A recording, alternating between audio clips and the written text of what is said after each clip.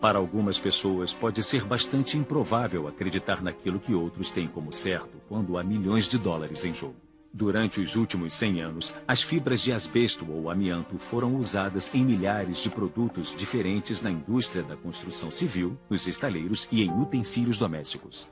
Eram vistos como minerais mágicos e o uso de milhões de toneladas de asbestos criou uma indústria muito lucrativa, embora a mesma tenha sido avisada que o amianto era extremamente perigoso. Mas, em desprezo a este aviso, seu uso permitido gerou um dos maiores problemas do século ligados ao trabalho, causando milhares de mortes, não só aos envolvidos em sua produção, mas a todos que tiveram contato com ele.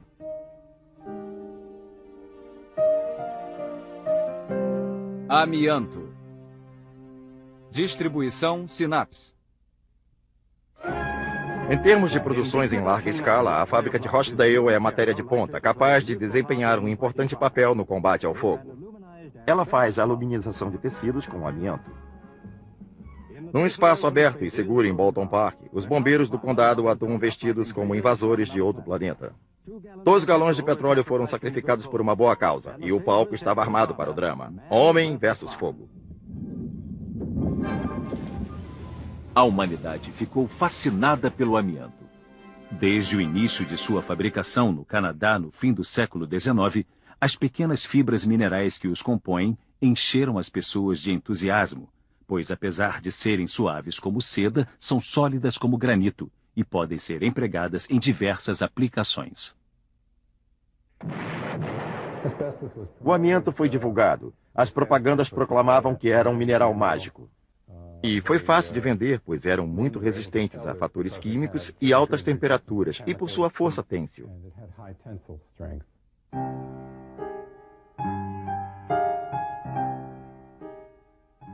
Na industrialização da Europa e da América, o amianto estava intrinsecamente ligado com os poderosos símbolos do progresso, máquinas, navios a vapor e grandes construções.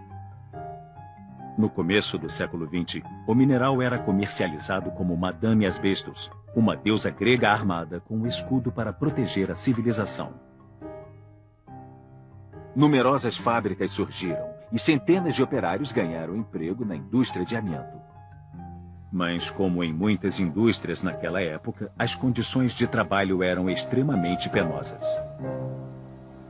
Sobre as péssimas condições decorrentes do pó, sabemos através de documentos que restaram a existência de histórias que contam que os operários não conseguiam enxergar além de 2 ou 3 metros, devido à poeira em certas áreas da fábrica.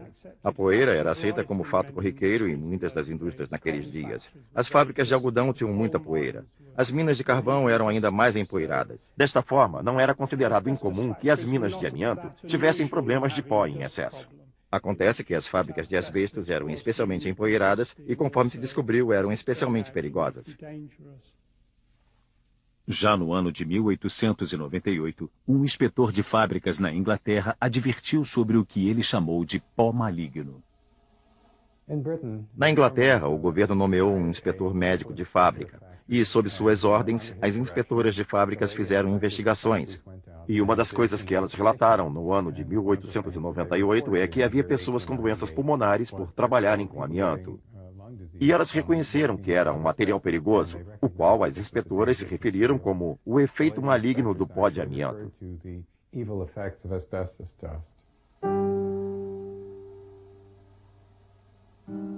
No início do século XX, mais mortes relacionadas ao amianto foram relatadas. E já em 1906, uma inspetora de uma fábrica na França contabilizou 50 mortes dentre os operários. Nos anos seguintes, a suspeita ganhou repercussão, levando as companhias de seguro americanas e canadenses a tomar precauções legais contra possíveis ações de indenização. Em 1918, nos Estados Unidos, um oficial do ramo de seguros publicou um relatório descrevendo a mortalidade em ambientes empoeirados. E neste relatório, os oficiais de seguradoras alegaram que esta era uma prática comum das companhias de seguro americanas e canadenses, não vender seguro de vida para operários das fábricas de amianto, em conta do prejuízo ao seu negócio, tendo por base os relatórios de mortes por tuberculose e pneumonia. Ainda assim, ninguém admitiria a total extensão dos perigos inerentes. E finalmente ocorreu a morte de uma mulher inglesa, Nellie Kershaw, fato que contribuiu para ajudar a revelar o mistério em torno desses perigos. O inquérito a respeito de sua morte acabou resultando numa longa batalha sobre os princípios de responsabilidade e indenização. Nellie Kershaw era uma jovem que trabalhava na companhia líder de amianto da Inglaterra, a Turner Brothers, em Rochdale. Ela morreu em 1924 e foi um caso importante, porque foi o primeiro que gerou inquérito judicial. O inquérito recebeu ampla cobertura do jornal local The Rochdale Observer e apresentou evidências de que os pulmões da jovem estavam repletos de numerosas e pequeninas fibras afiadas que haviam cortado diretamente seus tecidos pulmonares, causando milhares de pequenas cicatrizes. Até que, afinal, seus pulmões não podiam mais funcionar e ela morreu por sufocamento. O legista responsável pelo inquérito descreveu a causa da morte como envenenamento por amianto. No entanto, a Turner Brothers, empresa para a qual ela trabalhava, rejeitou este laudo. A Turner Brothers nunca admitiu a responsabilidade pela morte de Nellie Kershaw e ela nunca recebeu qualquer indenização da companhia. Deve-se lembrar que, naquele tempo, o esquema de compensação do governo ainda não havia começado a funcionar, de modo que, oficialmente, ela padeceu de uma doença que não existia.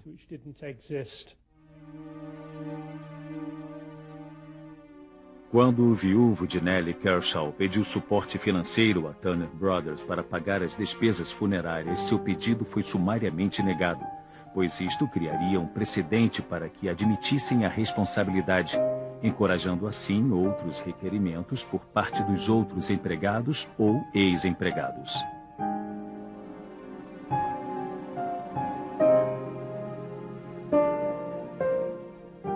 Três anos depois, o legista encarregado do caso publicou o sumário de suas observações no British Medical Journal. E pelas seguintes décadas, centenas de vítimas aprenderiam o nome de sua doença: asbestose. De acordo com a publicação do caso de Nellie Kershaw, o governo britânico decidiu iniciar um levantamento sobre a asbestose no setor industrial. Eles examinaram mais de 300 operários e divulgaram um relatório em 1930, mostrando que mais de um quarto desses operários tinha asbestose. E quanto mais tempo eles tivessem trabalhado na indústria, maior seria a incidência dessa doença. Havia tantos operários morrendo devido à asbestose que o governo precisou intervir. Eles acharam que a situação era tão desastrosa que precisariam determinar regulamentos específicos para compelir os donos das indústrias a limpar as fábricas e oferecer exames médicos e indenizações aos operários afetados. A lei adotada em 1931 foi a primeira desse tipo no mundo, porém estava longe de ser adequada, pois a indústria conseguiu ter uma influência decisiva na etapa final da produção do texto da lei. A indústria, por sua parte, queria limitar o escopo da lei e fora bem sucedida ao manipulá-la, de forma que somente se aplicasse àqueles operários mais terrivelmente expostos na fábrica de produção. E isto foi muito útil para a indústria em nível de propaganda, pois as pessoas que usavam seus produtos, milhões na construção civil e nos estaleiros, não estavam cientes desses regulamentos.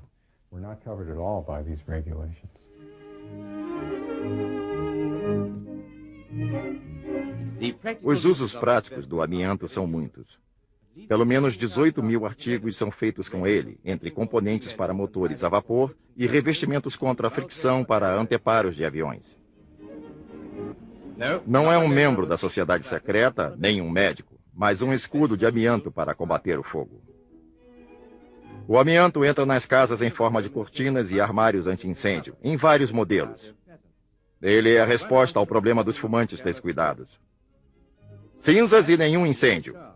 Se num momento descontraído você quiser fazer uma fogueira da sua toalha de mesa, veja antes se ela não é feita de amianto.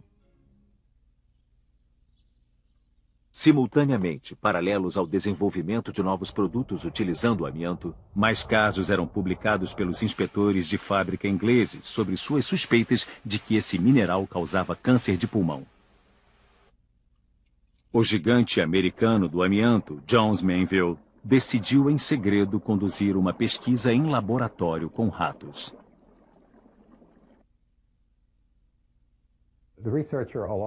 Durante o processo, um pesquisador ficou curioso sobre o câncer e permitiu que as cobaias vivessem toda a sua vida, e 9 entre 11 desses animais desenvolveram câncer de pulmão. Mas a companhia escondeu da imprensa.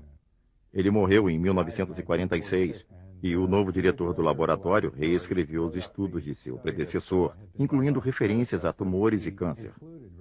As companhias que eram patrocinadoras, vice-presidentes e presidentes da corporação de Jones Mansell, se encontraram em novembro de 1948 e mandaram ordens para o laboratório retirar toda a referência sobre câncer e tumores. Os pesquisadores fizeram exatamente isso.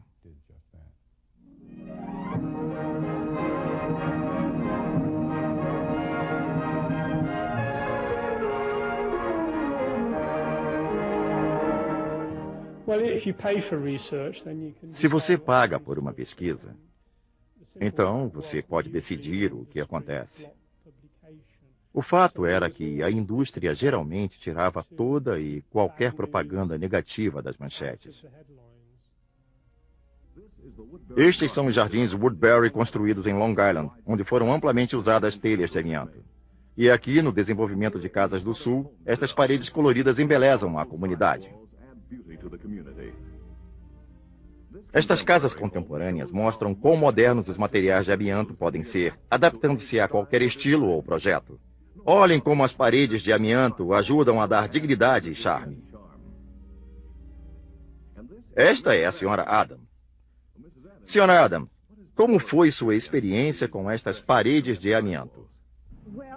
Ora, nós estamos muito satisfeitos. E eu gosto de sua aparência. Nunca nos deram um só problema. Nós sugerimos a vocês considerar este material quando fizerem as paredes de suas casas. Criados para durar uma vida sem problemas. Muito embora a produção de amianto tenha aumentado durante os anos 50, foi ficando extremamente difícil para a indústria continuar com sua imagem positiva. Cientistas ingleses publicaram os resultados de um teste feito em 1955, o qual mostrava que o índice de câncer de pulmão entre os trabalhadores de amianto era 10 vezes maior que no restante da população. Até aquela época, fora bem documentado que o câncer de pulmão era um efeito do tabagismo. Então, a descoberta não gerou nem precauções, nem iniciativas na lei. Mas depois de uma descoberta de um médico da África do Sul sobre um novo tipo de câncer totalmente ligado ao amianto, a preocupação rapidamente se espalhou. O que particularmente estourou nas manchetes em meados dos anos 60 e alarmou as pessoas foi o fato que você podia contrair mesoteliomas de doses pequenas de amianto. Em outras palavras, em questão de dias, semanas ou meses, ao invés de anos, pessoas como donas de casa, professores escolares e carpinteiros podiam desenvolver mesoteliomas, mesmo nunca tendo trabalhado na indústria de amianto. Isso, obviamente, era alarmante, porque o mineral estava em toda parte. Quase todo mundo teve contato com alguma dose de amianto em sua vida. Preocupações com o risco de câncer deixaram sua marca nos fabricantes de amianto. Em novembro de 1965, o gerente da fábrica inglesa Turner & Newell informou à mesa diretora que recebera requerimentos de lojas, hospitais e outros clientes preocupados, perguntando pela segurança de seus produtos. Alguns clientes importantes desistiram. Em 1967, por exemplo, a companhia de trens inglesa encerrou o uso de amianto em isolamentos. E até mesmo nas fábricas a preocupação estava crescendo. Jones Mansell percebeu, como algumas outras companhias de amianto dos Estados Unidos, que tinha uma responsabilidade enorme sobre a falha em avisar aos consumidores desses produtos. Então, eles decidiram, a princípio, botar etiquetas de aviso, onde estariam descritos que a inalação de doses excessivas de pó de amianto por longos períodos de tempo poderia causar danos à saúde. Ao menos eles queriam, legalmente falando, encobrir possíveis ações judiciais. A indústria na Inglaterra gastou uma fortuna defendendo seu produto e publicando suas virtudes. Uma das medidas, por exemplo, foi a de financiar um suplemento especial no jornal, o qual basicamente descrevia o quanto o amianto era incrível. O quanto ele era vital para a economia do país e quão trivial eram os riscos para a saúde.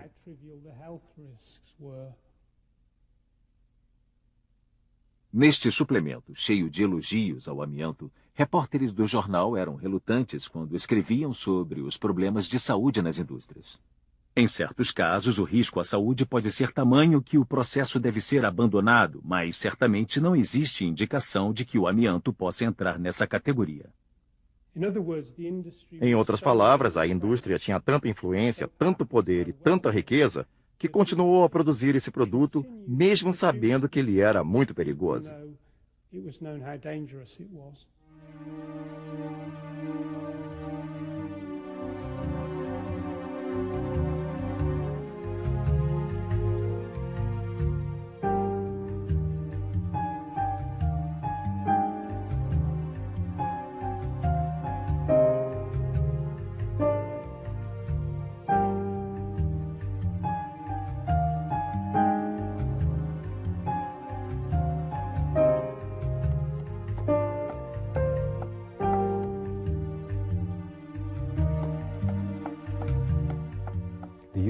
O uso do amianto continuou nos Estados Unidos atravessando os anos 60. E, finalmente, com o surgimento de um forte movimento ambiental no fim dos anos 60, começou a haver grande número de regulamentações na indústria. A segurança ocupacional e atos de saúde foram aprovados em 1970. Uma agência de proteção ambiental foi criada e as coisas começaram a mudar. De 1969 em diante, existia toda uma corrente de regulamentos, os quais limitavam a exposição ao pó de amianto para as pessoas que trabalhavam nas indústrias. E em detrimento à reação das indústrias, O amianto sumiu rapidamente dos isolamentos, pois era praticamente impossível controlar os níveis de pó.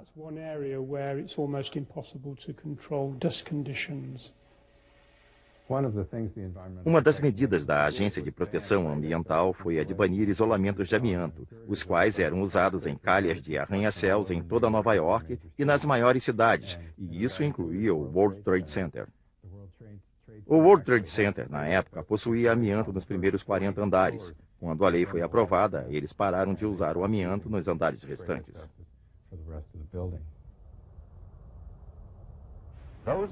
Aqueles de vocês que trabalham normalmente com o amianto Provavelmente estão cientes do perigo. Mas e aqueles que se envolveram indiretamente com o produto? Aqueles que foram expostos ao pó de amianto no passado? Agora, as autoridades começaram a publicar avisos de precaução dos setores que empregavam produtos com amianto. Como uma coisa completamente nova, este vídeo instrutivo de 1975 recomendava o uso de macacões antipó e equipamentos de respiração para a retirada dos isolamentos de amianto. Não se esqueça de colocar sua máscara antes de começar a retirada. É uma bela vista lá embaixo. Eu sei. E nos anúncios de TV, a Marinha Americana recomendava exames de saúde para todos que trabalharam com amianto no passado. Um dos materiais que os trabalhadores usavam para fabricar navios era o chamado amianto. E todos esses anos trabalhando e respirando amianto podem ter causado doenças do pulmão, incluindo o câncer. Se você trabalhou com amianto por muitos anos, talvez você esteja doente, talvez não, mas não deve arriscar.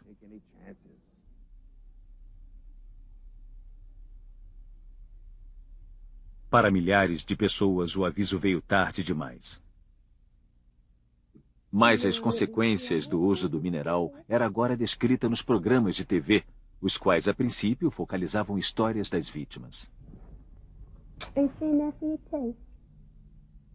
Um dos programas mais significantes foi Alice, Uma Luta pela Vida, o qual mostrava vários casos com a indústria inglesa de amianto. Na base do programa estava Alice Jefferson, que havia trabalhado por 7 meses numa fábrica de amianto quando tinha 17 anos, e 30 anos depois ela estava sofrendo com mesotelioma crescente. Você alguma vez foi avisada que poderiam existir riscos?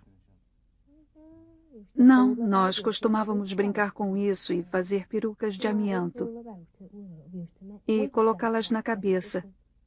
Afinal, nós não sabíamos que era tão perigoso. Poucos meses depois, o médico de Alice disse que ela estava morrendo de câncer. Eu tive a sensação de que tinha algo seriamente ruim porque eu não melhorava.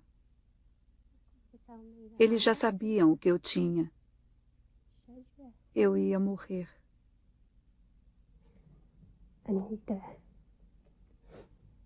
Eles me disseram que eu tinha de 3 a 6 meses de vida. Sheila Fenwick nunca trabalhara com amianto. Seu pai simplesmente trouxera pó de amianto para casa voltando de Washington quando ela era criança. Aos 51 anos, ela morreu de câncer, um mesotelioma.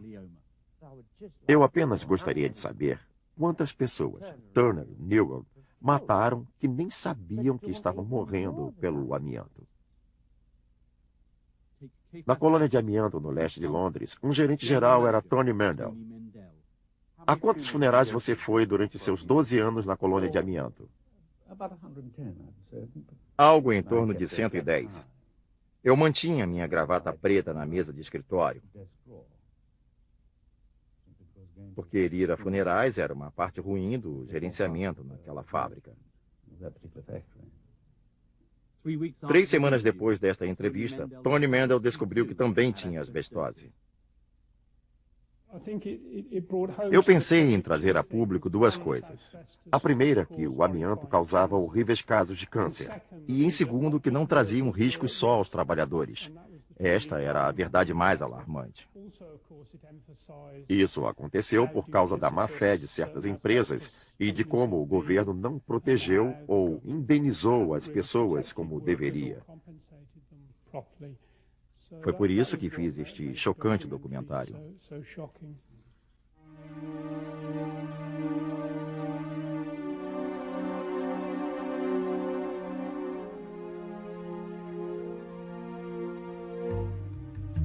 No início dos anos 80, o uso do amianto diminuiu significantemente na Europa e nos Estados Unidos, com muitos países introduzindo rigorosas leis para seu uso.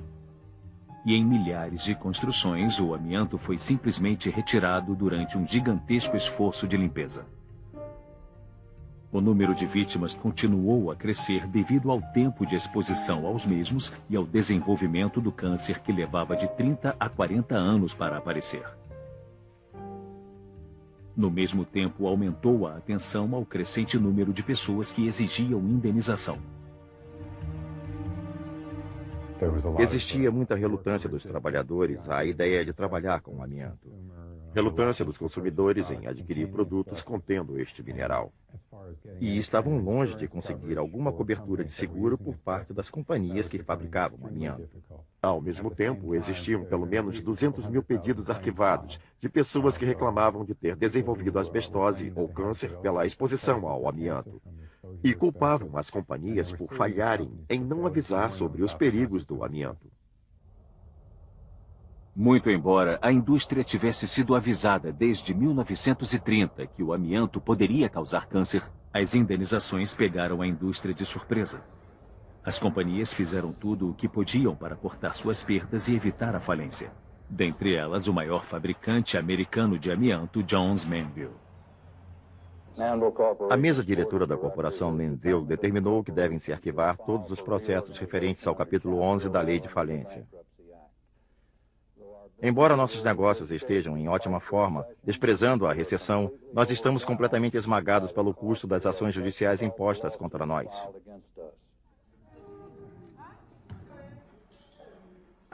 Enquanto continuava a limpeza em escolas, prédios públicos, lares privados e em toda parte durante os anos 80 e 90, houve um aumento nos países que proibiam o uso do amianto, mas o número de doentes continuava crescendo.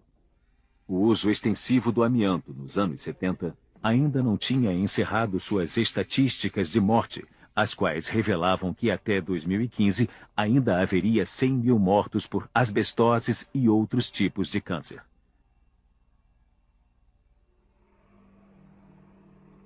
Mas a tragédia continuou seu caminho no terceiro mundo, onde a falida empresa de amianto convenientemente abriu um novo mercado.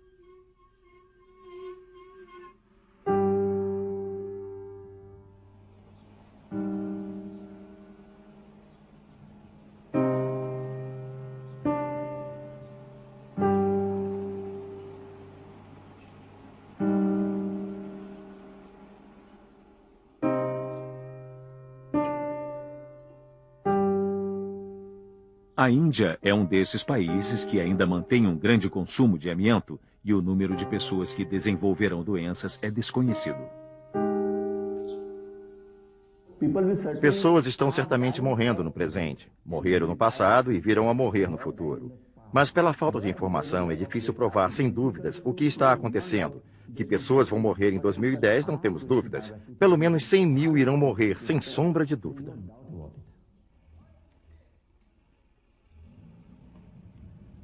Desde 1996, a lei indiana proibiu a abertura de novas minas de amianto e a Índia produziu apenas 20% das mais de 100 mil toneladas que geralmente eram produzidas todos os anos. O volume principal do amianto destinado à Índia é produzido pelo Canadá, um país que não mais se utiliza dessa fibra perigosa. A aproximação do Canadá é inteiramente hipócrita, porque eles mesmos não usam amianto, mas estão bem dispostos a exportar para outros países. Os canadenses não são responsáveis, nem possuem influência no que acontece nos países em desenvolvimento. Eles simplesmente embarcam quantidades de amianto. O que acontece depois não diz respeito a eles.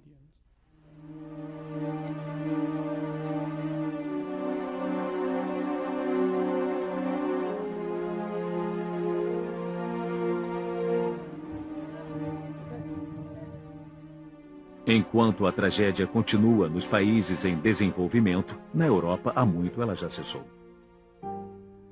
Em 1999, os Estados Unidos impuseram o total banimento do amianto até o ano 2005. Mais de 100 anos depois dos primeiros avisos dos inspetores de fábrica ingleses, que na época intitularam de O Pó Maligno.